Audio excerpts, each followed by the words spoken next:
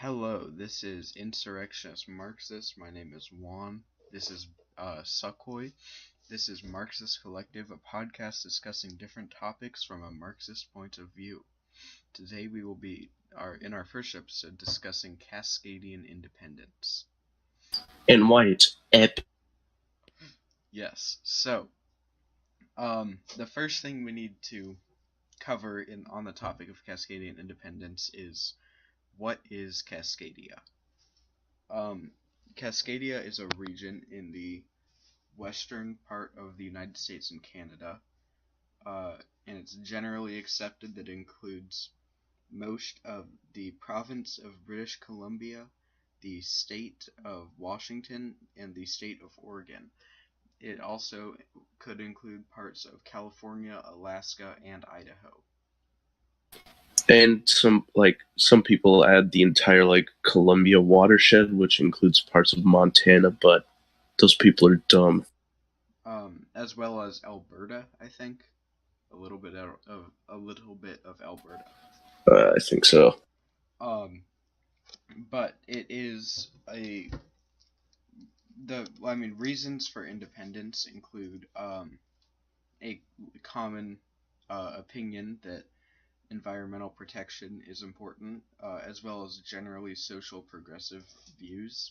And then also the fact Bioregionalism. There's also the fact that people in this area are more similar to each other than we are to people from New York or like Toronto, which is where kind of controls us. Which is kind of one of the main points of Cascadian Independence alongside bioregionalism. Those would be the two main. Is that we're all closer to each other than we are to other parts of the U.S. and Canada, and that we're very different, ecologically and biologically than the other parts of the U.S. and Canada. Yeah, so things like a general social progressive view are things that make us different than, say, someone from like mini North Dakota or like Atlanta or whatever. And I mean, other parts of the U.S. could be balkanized too, but we're specifically discussing Cascadia here. Like Lakota or Texas or the 6th California. Yeah, which reminds me that another big reason is liberation of indigenous people. There are many different tribes here. And which obviously have been oppressed by the U.S. and Canadian governments. Currently, actually going on right now, the Canadian government is attempting to build an oil pipeline through not a reservation, but an area in Canada inhabited by Indigenous people. They've decided that just by giving the people money, that gives them the right to build an oil pipeline through that area. Which is a top tier cracker moment. It is definitely a top tier cracker moment. The people rejected the money even, and the Canadian government was like, well, we gave you a chance, and that chance justifies. They're sending the military in to. So you want your land, huh? It's similar to the normies. It's similar to the Standing Rock incident. And then there have also been other things regarding oil. There have been these pretty cool protests in Washington, where people like paddled kayaks out around, I think, oil rigs or it might have been like ships with oil or something like that. I don't remember. And let's make it clear we're both from Washington, but we both know a lot about the Pacific Northwest. Yeah, we are both from Washington. But they've like paddled out there and blocked them or whatever, and the U.S. government got pissed. And so one thing that we were asked to discuss that's related to the reasons for independence are the or how liberalism is pretty the common view for sure, or common ideology in this area, um, and so how to either radicalize people, kind of like Bernie-crats, or just how to deal with the more neoliberals. So what's your opinion on that? I mean, it's definitely not hard to convert a liberal. It's just the getting through the whole like big government, communism, that part. That's the hardest part, and that's just the beginning part. So converting people, not that hard. But then you have all the other parts of Cascadia that are more conservative, and that's going to be harder, Right. but it's still not as hard. Mm-hmm. Um, yeah, and in some of the eastern parts, like in the area where Sakoi lives, there are a lot of people who are well, I mean, there's actually a fair amount of like Bernie-crats, but then there's also people who are kind of just like hippies who don't vote, who are like kind of Woody Guthrie-ish leftists, I guess, um, who are definitely have things in mind like or indigenous liberation and bioregionalism. Which, I mean, socially woke, economically red pilled, I guess. Yeah, I mean, still easier to radicalize them. Um, and so in Cascadia, um, there are many different reservations. Um, some of the notable ones are the Colville Reservation, the Spokane Reservation, um, the Yakima Reservation, the Warm Springs Reservation, and the Nez Perce Reservation. Um, and then there's And I don't know any in like BC, but I mean, there's probably some big ones there. there are, yeah. And I believe there is even one in part or in a part of Alaska that would be considered Cascadia. Pretty much the weird like tail part of Alaska that goes down along the coastline of British Columbia, um, is the part of Alaska that would be Cascadia. Um, and so, I mean, obviously reservations are very problematic. They're very impoverished. They're like the indigenous people were given poor or bad land, like to live on, and not the land that they actually lived on. Um, so decolonization would be like a central objective of Cascadian independence.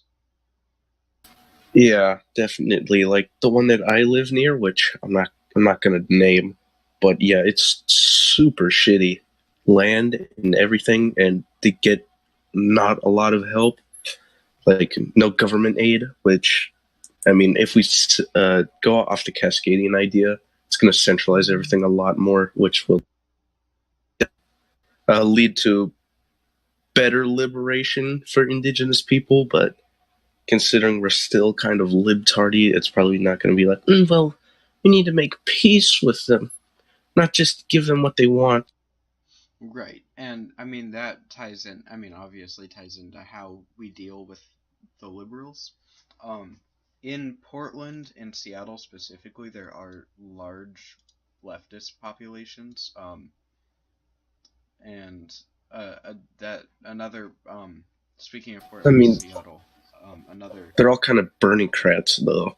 yeah, I mean, well, obviously this is kind of a shitty statistic, but the Portland Antifa Facebook group has 18,000 members, um, which I mean is borderline meaningless, but there are at least people who are like considering leftism in this area.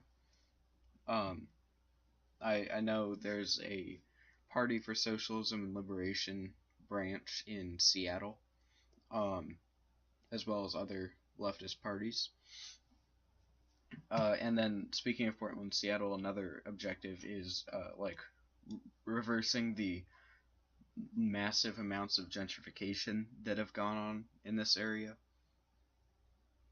Obviously, you have Amazon and Microsoft and IBM and Dell and those kinds of companies that have gentrified this area and liberalized it more.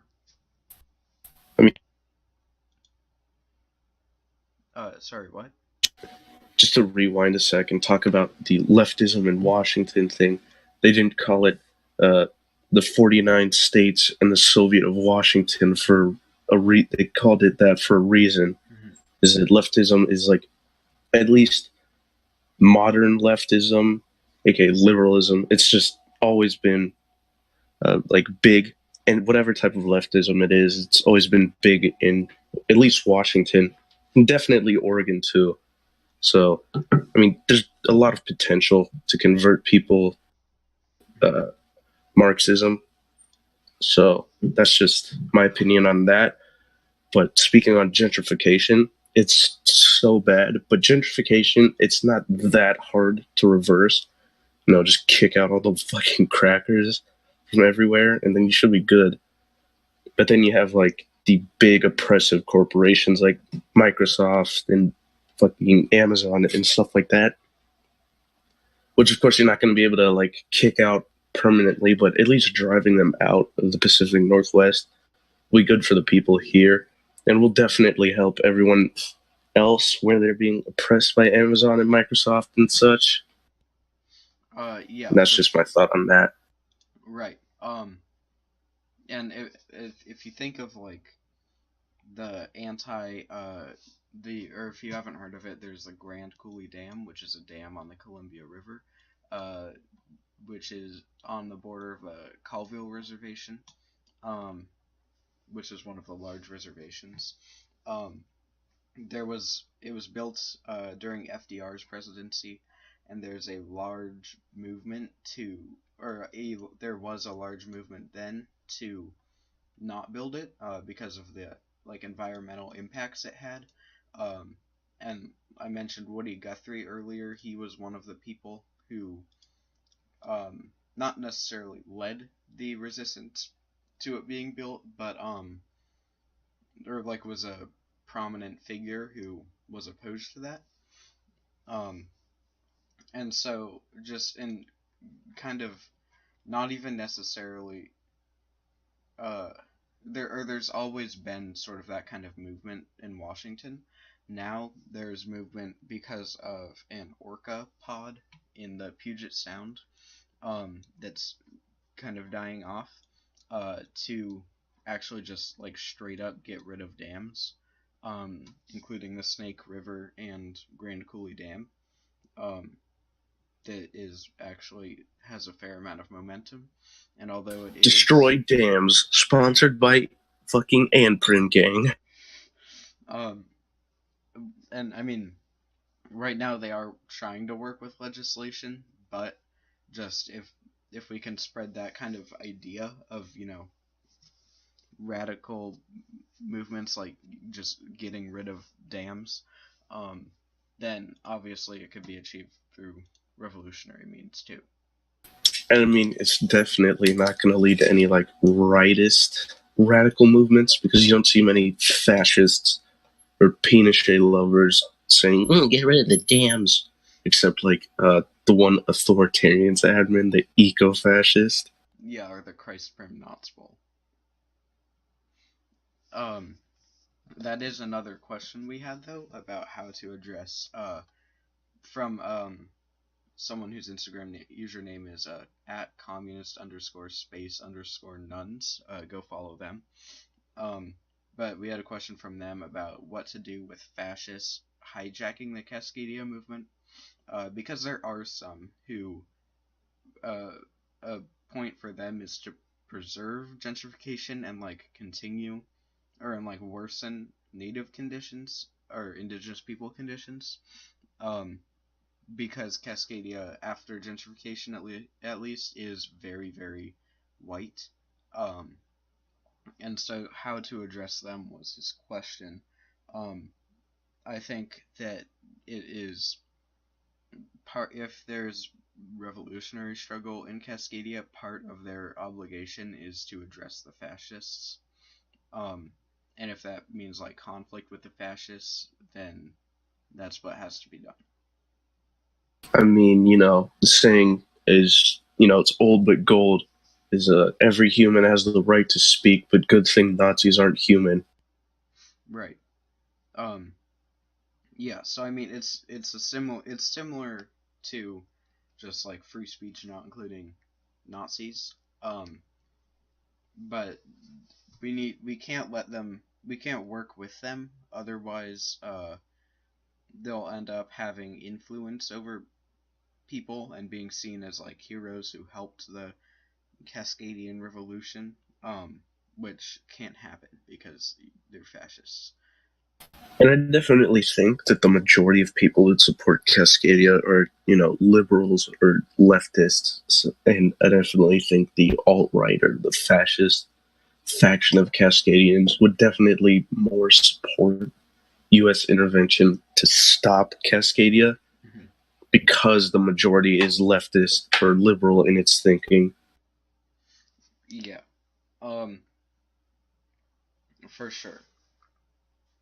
Uh, and and also like just the vast majority of people here are at least liberals, and like while capitalism leads to fascism, they aren't overt fascists. Um, and so it would just I don't think a fascist movement would gain a lot of traction necessarily.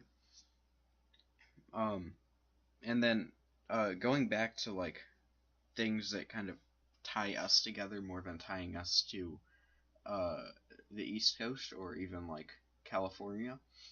Um, the area is like somewhat autonomous in like kind of just dumb like not even necessarily like political ways, just like there's the a thing that's mentioned often in like mainstream media coverage of Cascadia or like mentions of Cascadian Independence is like the soccer teams in Portland, Seattle, and Vancouver have like their own championship tournament thing. Um, so it's things like that that just kind of further uh, like sentiment of we I are mean, you have to build a culture first before you can build revolutionary ideas. for sure. Like in the same way that Catalonia is different than the rest of Spain, or Scotland is different than England. Like Cascadia is different than the rest of the U.S. and Canada, for sure.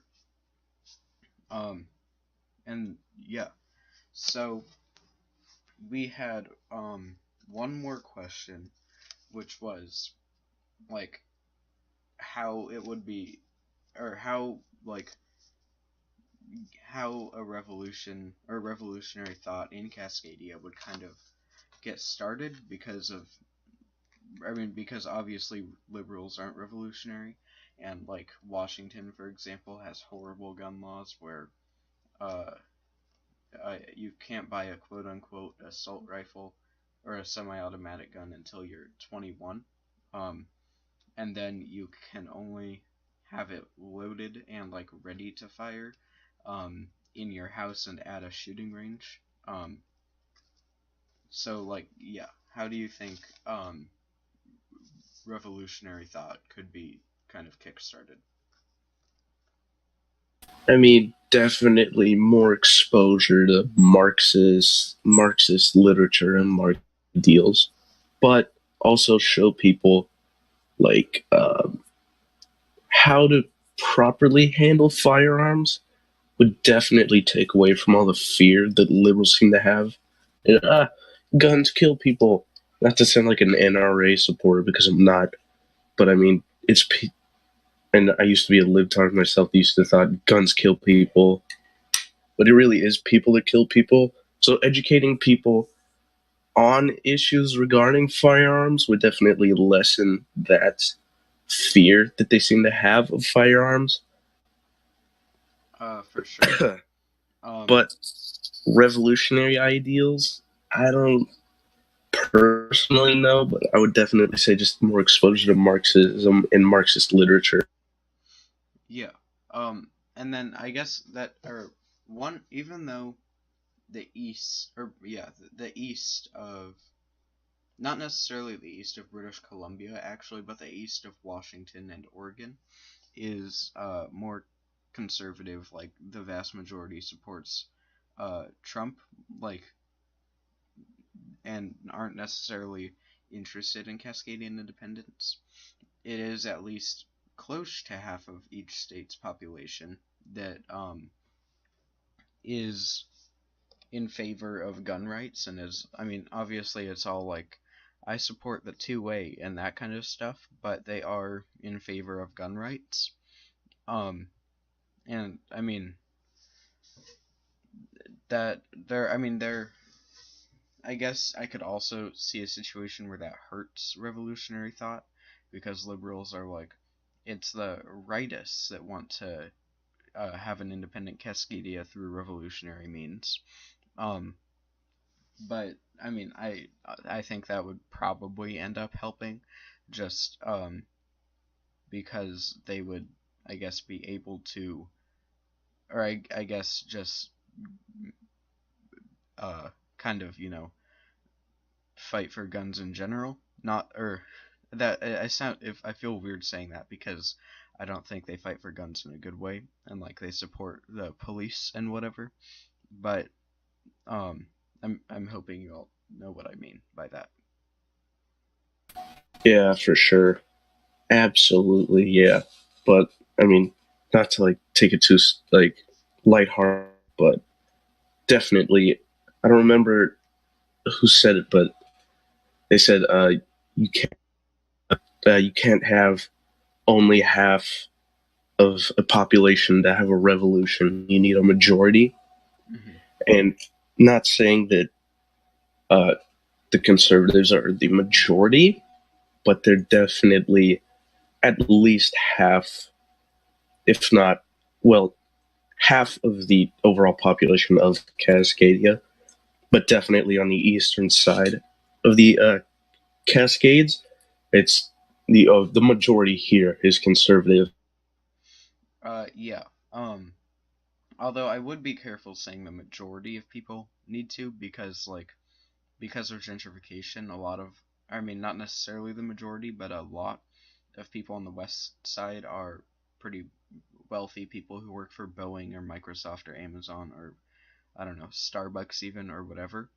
Um so I'd be careful saying you need the majority because obviously they aren't going to be on board with a socialist independent state. Um but yeah.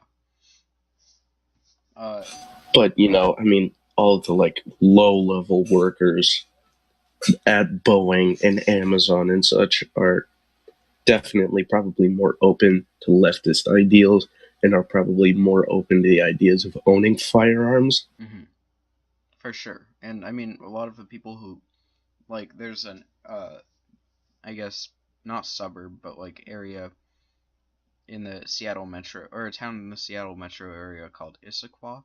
It's very um low income. Um it's not wealthy. A lot of them work just in like the Microsoft or I mean the Amazon sweatshops or whatever. And I think there is a higher rate of gun ownership there than in the city of Seattle or the wealthy suburb of Seattle called Bellevue.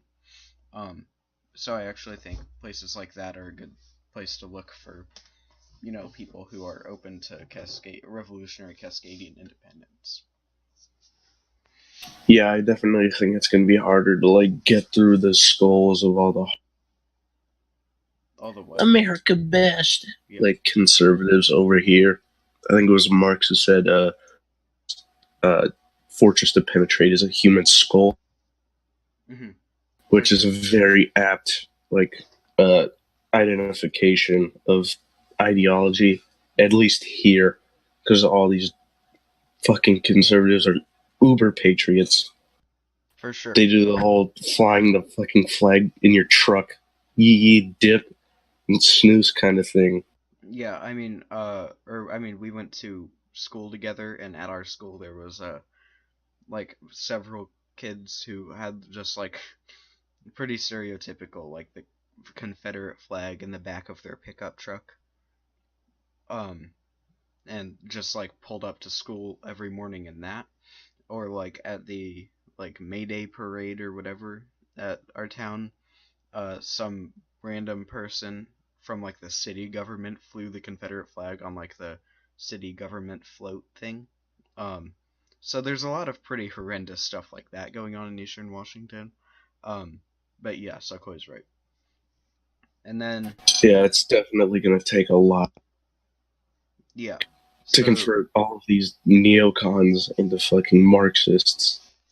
yeah, um, and then anyway, so for sort of the final subtopic, I guess, why is Cascadia feasible? Why is it possible? I would definitely say that we could be self sufficient. Definitely, there's enough agriculture here. I mean, a lot of it's like cattle, so we're gonna have to, you know, change that up, change some I of mean, the arable also like land the from Apple capital of grazing. the world is. Yeah, we're all just gonna live off of apples and bread. Yeah, I mean, there's a lot But of apple no, farming, a lot of wheat farming, a lot of cherries and that kind. There's a lot of agriculture here, actually. yeah, like, and there's a lot of hydropower, a lot of dams everywhere, Well, which some of them aren't exactly in the best of places, but I I mean, mean, it's personally, I think all definitely. the dams should be gotten rid of. We have the Columbia Gorge, which is where I think power should come from. Um, it's it's one of the most productive places for wind energy in the country. Um, in the current country of the United States. And if you consider nuclear renewable energy, then we definitely have a lot of nuclear energy, so that's more renewable. Right. The Columbia River Gorge, though, is 160 miles long ish. Um, on both sides, it's just like highlands with no trees that would need to be cut down. Uh, just like super windy highlands. So like imagine what we can do with putting windmills on just on 166 miles of river with like no trees. Imagine how much energy that could produce. Yeah, it's really, really very nice. And we also have a lot of like production in the Pacific Mm-hmm. Northwest.